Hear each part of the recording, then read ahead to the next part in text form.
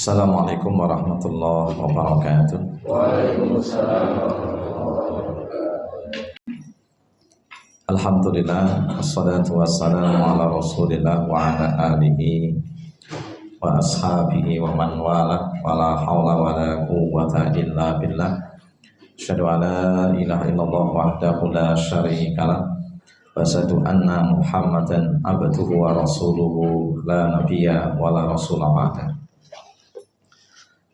Aqala ta'ala ya ayyuhallazina amanu taqullaha haqqa tuqatih wa la tamutunna illa wa antum muslimun. Mabad. Bapak Ibu jamaah yang dirahmati Allah Subhanahu wa taala. Pagi ini kita akan mengkaji tentang keutamaan bulan Muharram. Jadi kita sekarang ada di tanggal 4 bulan Muharram. Urutan adalah bulan yang pertama dari setiap tahun. Setelah diurutkan adalah bulan Muharram, kemudian Safar, Rabiul Awal, Rabiul Tsaniyah, Jumadil Ula, Jumadus Tsaniyah, Rajab, Sya'ban, Ramadan, Syawal, Dzulqa'dah, Dzulhijjah. Nah, apa keistimewaan bulan Muharram itu? Pertama, termasuk satu daripada 4 bulan yang diharamkan Allah atau yang disucikan Allah Subhanahu wa taala. Allah berfirman di ayat 36 yang sering kita baca. A'udzubillahi minasyaitonirrajim. Inna iddatash syuhuri indallahi 12 syahran fi kitabillahi yawma khalaqas samawati wal arda minha arba'atun hurum. Dzalika ad-dinul qayyim fala tatlimu fihinna anfusakum wa qatilul musyrikina kafatan kama yuqatilunakum kafat wa'lamu annallaha syadidul iqab. Sesungguhnya jumlah bilangan bulan di sisi Allah Subhanahu wa taala dalam setahun itu ada 12 bulan. Menurut ketetapan Allah Subhanahu wa taala, sejak Allah menciptakan langit dan bumi, di antara 4 bulan itu, di antara 12 bulan itu ada 4 bulan yang haram. Kalau dari Muharram sampai Dzulhijjah tadi itu ada 4 bulan yang haram. Apa itu? Pertama adalah bulan Rajab, kemudian bulan Dzulqa'dah, kemudian bulan Dzulhijjah, kemudian Muharram. Nah, urut ya, Muharram, Rajab, Dzulqa'dah, Dzulhijjah. Yang 3 urut, Dzulqa'dah, Dzulhijjah, Muharram itu urut. Kemudian yang 1 menyendiri namanya Rajab. Bulan ke-7 itu mencar dewi. Nah, sekarang kita ada dalam urutan nek nganggo bulan, urutan pertama bulan Muharram. Tapi kalau anggo urutan keberurutan 3 bulan, Dzulqa'dah, Dzulhijjah, Muharram. Ini bulan yang disucikan Allah Subhanahu wa taala. Zalika dinul qayyim, itulah ketetapan agama Allah yang lurus. Alias disebutkannya ada 4 bulan di antara 12 bulan itu bulan yang Allah sucikan, itu adalah menurut ketetapan Allah yang tidak akan diubah-ubah. Jadi 4 bulan haram itu sudah menjadi keputusan Allah, ketetapan agama yang tidak akan dirubah-ubah. Kemudian fala tatlimu fihi anfusakum, janganlah kalian menganiaya diri kalian sendiri di bulan haram yang 4 itu. Artinya jangan berdosa. Meskipun kenyataannya banyak yang melanggar apa banyak yang menghormati. Nah, banyak yang melanggar. Bahkan Karbala itu terjadi pada tanggal 10 Muharram. Ingat Karbala? Karbala itu apa? Karbala itu adalah pembantaian yang dilakukan oleh Yazid bin Muawiyah kepada keluarga Husain bin Ali. Nah, atau Husain bin Fatimah bin Rasulullah binti Rasulullah sallallahu alaihi wasallam, karena dianggap tidak mengakui Yazid bin Muawiyah sebagai khalifah. Bunuh, dihancurkan. Kurang lebih ada jane mung sithik. Nek nyonton jumlah wong mung sithik. Mung 128. Tetapi orang-orang yang terpandang dan sangat disayang oleh Kanjeng Nabi Muhammad sallallahu alaihi wasallam. Di mana Karbala itu Irak. Karena ada namanya Padang Karbala zaman dulu. Nah, akhirnya setelah itu muncullah fitnah-fitnah yang besar sehingga umat Islam terkotak-kotak. Ada golongan Khawarij, ada golongan Sunni atau Ahlus Sunnah wal Jamaah, ada kemudian kelompok Syiah. Nah, yang Nabi sabdakan umat itu akan terpecah belah menjadi 73 golongan. Semua masuk neraka kecuali yang menjadikan Al-Quran dan Sunnah menjadi pedomannya. Disebut dengan namanya Ahlus Sunnah wal Jamaah. Semoga kita termasuk Ahlus Sunnah wal Jamaah. Pokoknya orang termasuk itu berarti orang katut mlebu swarga. Para ahlu rambak. Nah, tapi Ahlus Sunnah wal Jamaah. Nah, yang menuntut balas kematian gitu kan, daripada keluarga Sayyidina Ali gitu kan, itu namanya adalah kelompok Syiah. Kemudian ada yang melampaui batas dan sebagainya, namanya golongan Khawarij. Ada yang jalan tengah, yaitu Ahlus Sunnah wal Jamaah yang bersua Karbala. Padahal di 4 bulan itu tidak boleh kita berperang, tidak boleh berbuat dosa, tidak boleh berbuat dolim, tidak boleh menganiaya. Namun terjadi seperti itu. Sehingga dikatakan kalau 10 Muharram itu satu sisi adalah satu kebaikan karena Allah banyak menyelamatkan daripada nabi-nabi dan juga hamba-hambanya. Bagi kaum muslimin 10 Muharram pernah ada duka pembantaian di Padang Karbala. Sehingga orang Syiah itu besok hari Senin itu, mereka akan menyacah-nyacah kepalanya dengan pedang, atau kemudian mereka mencakar-cakar wajahnya sebagai sebuah ratapan. Nah, ini meratap, berkabung.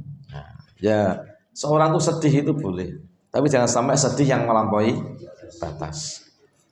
Kesedihan terus-menerus tidak membuat kebaikan. Lantas bagaimana kita?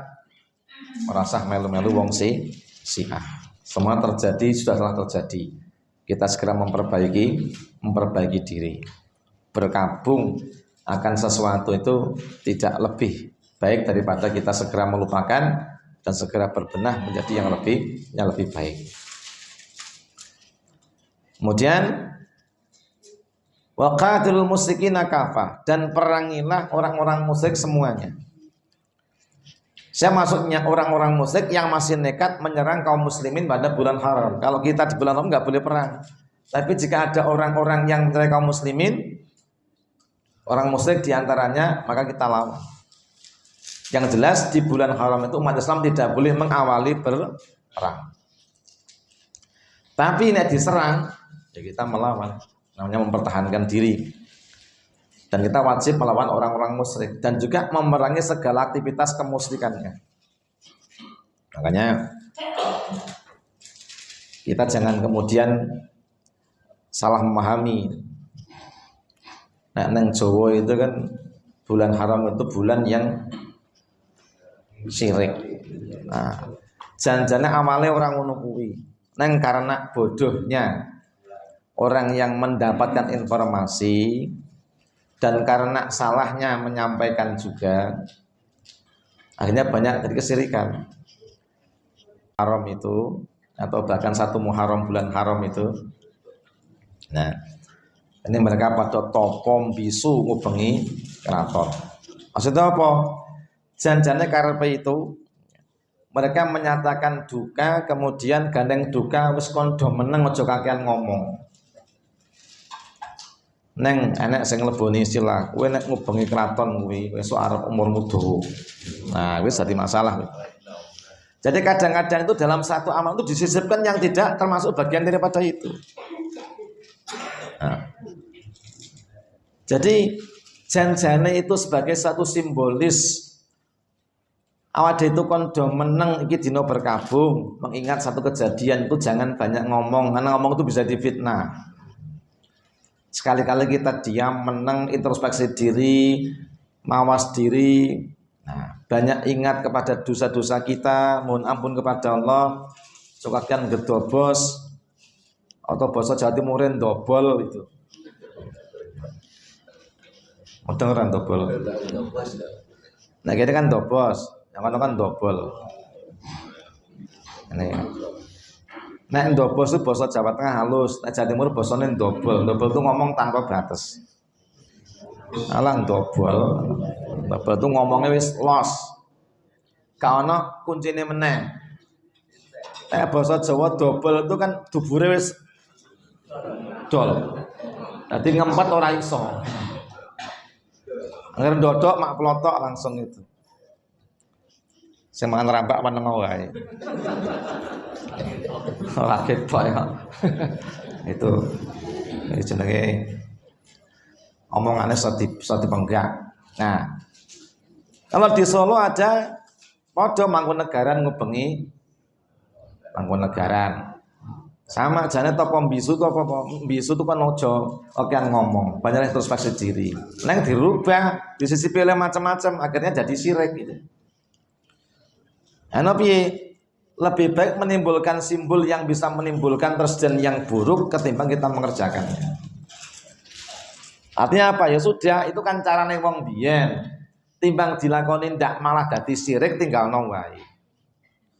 Jadi Anda mantu bulan Muharram ya monggo. Jangan kemudian itu jadi kebiasaan anggar geblake mbae rawani mantu. Geblake bapake rawani babaran. Aci lokoi diangkat mate kayak malan. Jadi sudah enggak zaman dulu lagi. Sekarang itu pokoknya semua itu selama tidak melanggar aturan ya, silakan. Tuh. Mau bangun rumah ya monggo, mau mantu ya monggo. Nah emang harus pegatan ya pegatan lah ya monggo. Ya, silakan. Nggak ada namanya batasan-batasan tidak boleh begini begitu, tidak ada. Kecuali yang memang syariat melaksanakannya.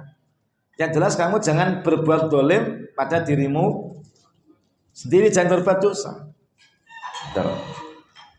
Sampai kemudian neng Solo dicul ke kebu kon do ngetut kene enek letong metu kon musak-musake minangka tondo tidak boleh bersoleh jarine. Iki berkabung, aja dandan ayu-ayu. Nah, aja dandan bagus-bagus. Ya. Atune ngono kuwi janjane berubah. Nek nemu telek dosarke aku dadi sugih rezekine itu jadinya musyrik. Makanya udah kita nggak usah ikut-ikutan itu. Jadi kita ambil pelajaran kalau pernah terjadi pada bulan Muharram, tepatnya 10 Muharram, jangan sampai terulang kembali peristiwa-peristiwa seperti yang pernah terjadi. Jangan pernah berbuat dolim, berbuat aniaya kembali pada masa-masa yang dilarang oleh Allah Subhanahu Wa Taala. Mari banyak mengendalikan. Jadi makanya bulan Muharram itu banyaklah bertaubat. Ojo kokean ngerasani, malah rasan-rasan, malah bal-balan padu, gitu. Apa meneh? Bangsa nanggap wayang, bangsa rasulan itu sudah bukan zamannya lagi. Kenapa? Karena wis beda karo-karepe zaman biyen. Biyen itu wayang itu sebagai budaya nggih nerangke kepada masyarakat. Nang saiki wis berubah. Ra nanggap wayang pasar mebel kobong, sing masare wis ora ono saiki. Mebelan kono, pasare wis dijaluk karo pemerintah. Tidak ada ke industri mebel juga. Sing manggon awal kan minggah kabeh. Kon minggah dhewe-dhewe nek sing nang Mojo Songo Ono sing yang cedak UNS, ono sing sewan nang endi, akhirnya pecah-pecah. Ya, ambil hikmahnya saja. Jelas begitu. Jadi kemudian ada lagi, ya kan, selamatan, bersih desa, macam-macam itu sudah bukan zamannya lagi. Bersih desa itu ya dengan berbuat iman dan takwa kepada itu bersih desa itu. Lau amana ahlul qura wa taqaw la fatahna alaihim barakatin minas samai wal ardi. Ora kok ngubengi sendang ledek. Kemudian topo ning sora tunggul wulung. Nah, omahe bacot kono kaya Buyatno apa bojone iki ya wis. Omahe bacot nang kono. Nang ora topo mangkon nang kono. Sehingga apa yang jelas itu sudah bukan zamannya lagi. Nah, nanti kalau kesana kan malah jadi fitnah. Kenapa? Karena simbol itu kalau orang ngati timah malah jadi fitnah. Iki nek dadi mantan ana tumuan. Anak tebu. Jare Mbah Abdullah jenenge anteping kolbu. Sing dadi manten terus mantep tenan atine. Nek ra mudeng di macam-macam ki to engko. Apa tebu barang itu? Nah. Oh, macam-macam. Ngopo kok setu paing. Nah, setu legi dan macam-macam. Terus itu zaman dulu cara ngapal ngono kuwi, sekarang pakai zaman yang sudah saya zamannya zaman komputer. Zamannya wis zaman semene. Setutu songo paling itu songo. Jadi wong nek setu paling lahirin mesti wonge gede dhuwur. Ngono wis. Nek cendek ngeyel wong itu. Wong itu macam-macam itu tafsirnya itu. Sudahlah. Yang gitu-gitu sudah kita tinggalkan saja, ganti yang Al-Qur'an dan Sunnah sampaikan kepada kita. Itu lebih rasional, nyaman dan aman. Berbagai macam namanya hal-hal yang berbau kesyirikan. Nih. Nah, jadi bulan Muharram termasuk bagian daripada 4 bulan haram tadi itu. Rajab, Dzulqa'dah, Dzulhijjah, Muharram. Di situ nggak boleh berbuat maksiat tadi itu, nggak boleh perang, berbuat dolim, berbuat dosa. Nah, dan apa yang kita lakukan? Wajib memuliakan dengan apa? Dengan kebaikan-kebaikan. Bahkan dalam riwayat sejak masa Nabi itu kanal muslimun yu'addimul ashurul haram. Kat zaman biyen niku kaum muslim itu sudah mengagungkan, memuliakan bulan haram yang itu dengan hal yang baik. Bulan Rajab. Rajab ini bulan di mana kita diperintah melaksanakan sholat, introspeksi ibadah kita, meningkatkan sholat kita, gitu kan? Kemudian Dzulqa'dah itu kita barbado, itu namanya selo. Dzulqa'dah itu persiapan ibadah haji. Dzulhijjah melaksanakan haji. Muharram saatnya kita mengamalkan apa yang kita lakukan pada saat ibadah haji kita, begitu. Diagungkan. Jangan berbuat maksiat. Karena bulan haram itu banyaklah bertobat kepada Allah. Kemudian gede nunggu sedekah. Kenapa? Karena ketika bulan haram itu kita gunakan untuk berbuat maksiat, itu adabnya bisa langsung.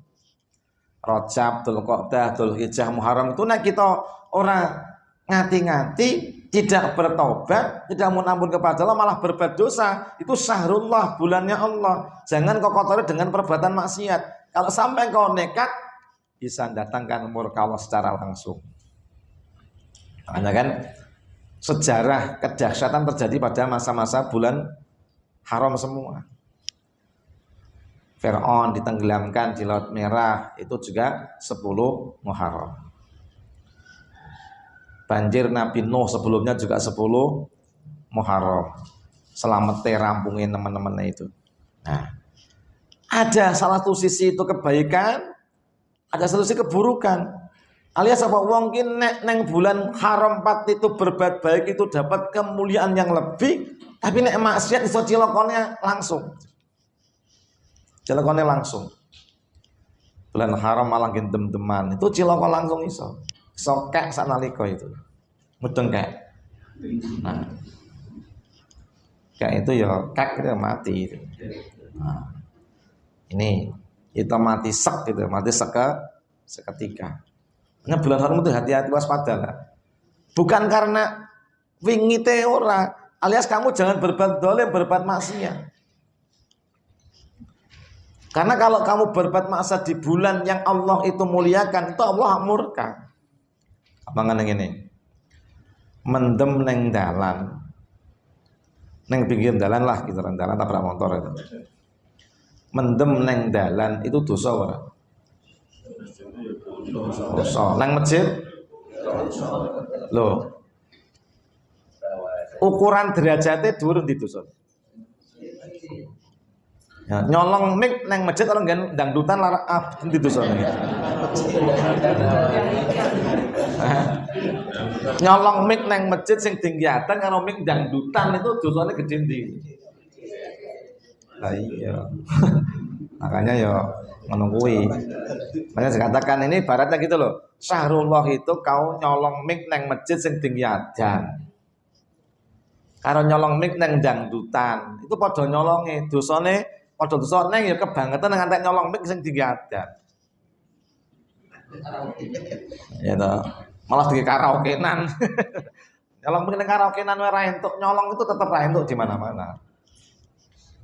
Tolong. Halo. Jelas? Nah, ngerasani neng perapatan, karo ngrasani neng masjid gede ndi dosane. Nek pengajian neng masjid ojo rasan-rasan. Neng dalane rasan-rasan ora. One malah ngrasani neng masjid gitu maksudnya itu. Ah, sing aman meneng wae. Oh, inilah kamarnya tadi itu. Oh, jane nek ora ketemu koncone ora rasan-rasan. Gimana meneng wae aja. Kumpul wong itu bagus, tapi jangan kumpulnya untuk berbuat dosa.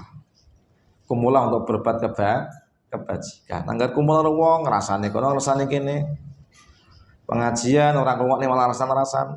Ora nang kene kono wae. Ora nang kene kono kae. Ini harus diperhatikan. Nah, jamaah yang dirahmati Allah Subhanahu wa taala, dinamakan sebagai Syahrullah atau bulannya Allah Subhanahu wa taala. Kenapa? Karena bulan adalah bulan yang sangat dimuliakan oleh Allah. Maka disunnahkan di bulan Muharram itu apa amalannya dan keutamaannya? Memperbanyak berpuasa. Jadi Nabi Abdulus Siyam ba'da Ramadan Syahrullah al-Muharram. Seutama-utamane poso sakbare bulan Ramadan itu berpuasa di bulan Allah yang diharamkan. Rajab, Dzulqa'dah, Dzulhijjah, Muharram. Di antara puasa-puasa di bulan itu yang diutamakan. Nek Rajab bebas milih dino. Mau nyenen Kemis, monggo. Mau ngebit, monggo. Mau ndawut, monggo. Ora poso, monggo. Wong sunah. Kalau di bulan Dzulqa'dah bebas. Mau ambil Senin Kemis, monggo. Mau ambil bid, monggo. Mau ndawut, monggo. Kalau di bulannya Dzulhijjah yang terbaik 1 sampai 9. Mau 9 tok, monggo. Mau ambil bidnya tok, monggo. Mau Senin Kemis terus sampai selesai, monggo. Bagi yang tidak berhaji. Kalau bulan Muharram, yang terbaik kapan? Tanggal 9, 10, 11 kata Ibnu Qayyim, 3 dino. Martabat puasa Muharram itu yang terbaik 3 hari. Ini ambil namanya Asyura. Jadi bulan Muharram itu dino sing kanggo poso paling apik dino 10, namanya Asyura. Dino nomor 10. Jatuhnya hari Senin. Nah, tadi minggu ngarep itu dino tanggal 10 Muharram. Cuman ketika Nabi sampai di Madinah dan orang-orang Yahudi itu juga berpuasa. Meskipun Nabi udah pernah sebelumnya. Nabi dulu tahunnya yang poso cuma wong Mekah. Wong Mekah itu ben 10 Muharram mesti poso. Dan Nabi juga berpuasa. Sampai di Madinah ternyata wong Yahudi ya poso. Nabi tanya, "Iki do poso apa iki?" Ini hari baik. Selamatnya Nabi Musa dan Israel dari musuhnya itu pada hari ini.